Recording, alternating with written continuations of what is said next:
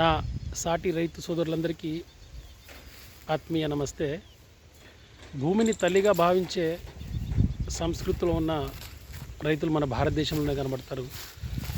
కానీ మన రైతులు కొందరు అవగాహన లోపంతో ఈ తల్లి లాంటి భూమికే తీరని అన్యాయం చేస్తున్నారు.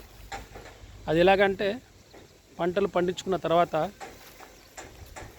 ఆ మిగిలిన వ్యర్థాలకు నిప్పు పెట్టి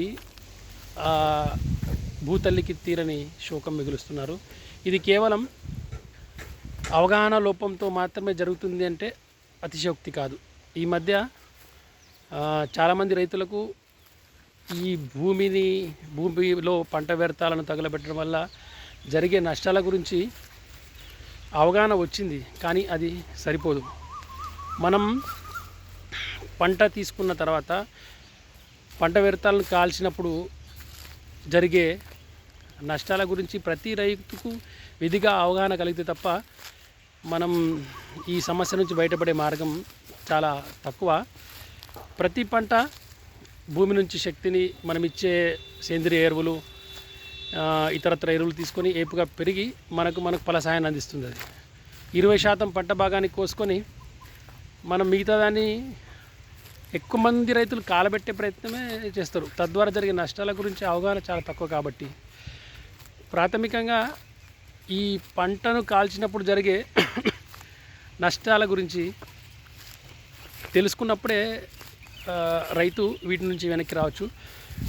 మొదలు మనం పంటను తగలబెట్టినప్పుడు ఏదైనా ఏ వస్తువైనా అగ్గి అంటే మంటకు దగ్గరైనప్పుడు అది తన స్వభావాన్ని కోల్పోతుంది.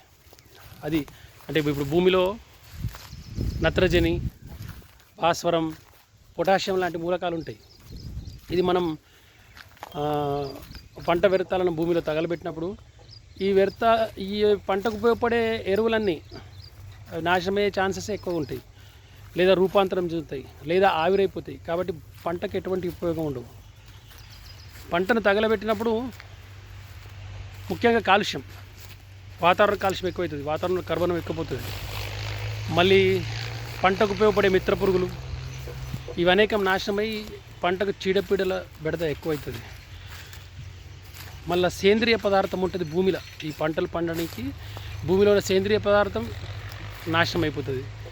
భూమిలో సూక్ష్మజీవులు ఉంటాయి. ఒక పిడికెడు మట్టిలో కోటాను కోట్ల సూక్ష్మజీవులు ఉంటాయి.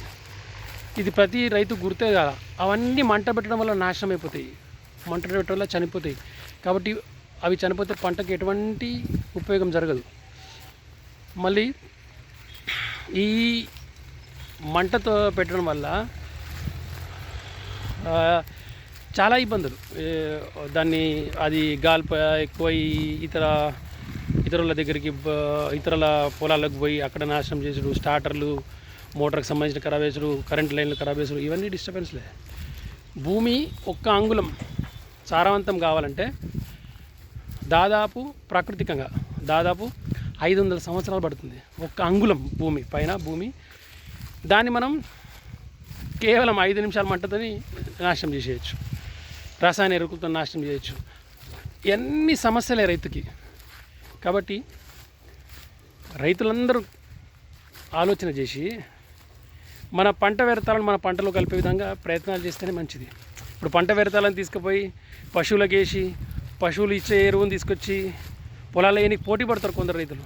కానీ తన దగ్గర ఉన్నటువంటి ఈ పంట వ్యర్థాలను తన భూమిలో కలుపుకునే ప్రయత్నం చేయరు. ఇప్పుడు మంచి ఫెసిలిటీస్ వచ్చిన ముందర లెక్క కాకుండా పంటను భూమిలో కల్టివేటర్ల ద్వారా తీసేయచ్చు, రూటర్ల ద్వారా తీసేయచ్చు. మంచి మందులు ఉన్నాయి, అవి తొందరగా భూమిలో సింగిల్ సూపర్ ఫాస్ఫేట్ కొట్టి మురుగబెట్టేయచ్చు.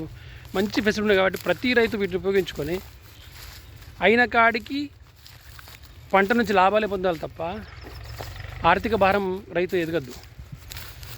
కాబట్టి అందరూ ఆలోచన చేస్తారని చెప్పి కోరుకుంటూ, జై భూమాత, జై జై భూమాత.